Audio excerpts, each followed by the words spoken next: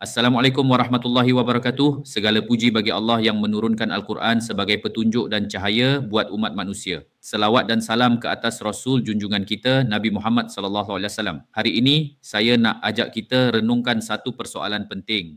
Betul ke orang yang membaca Al-Quran akan diangkat darjatnya di syurga? Jawapannya ya, memang benar, dan bukan hanya diangkat, bahkan diberi kemuliaan yang luar biasa di akhirat kelak.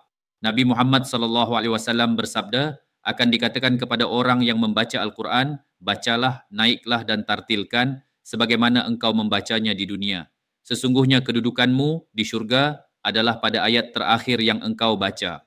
Hadis riwayat Abu Daud dan Al-Tirmizi dan dihukumkan sebagai sahih. Subhanallah, orang yang membaca Al-Quran akan diangkat setingkat demi setingkat dalam syurga, mengikut sejauh mana dia membaca dan mengamalkan Al-Quran di dunia.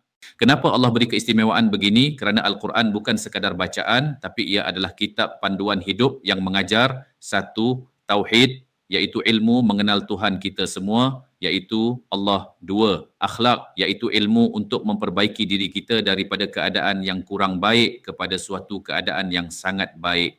Tiga, hukum, iaitu ilmu yang dengannya kita semua mampu menegakkan keadilan dan menjauhi kezaliman sesama makhluk. Empat, hikmah, iaitu ilmu yang mampu mendidik jiwa kita semua ke arah keredaan Tuhan kita.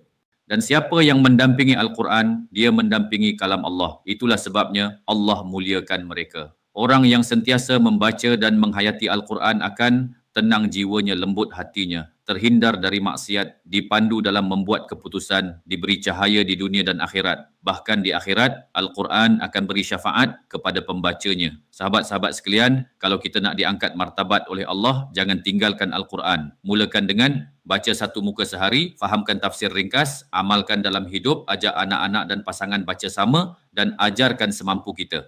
Ingat, syurga itu mahal, tapi Allah mudahkan jalannya untuk kita dengan satu kalimah Al-Quran.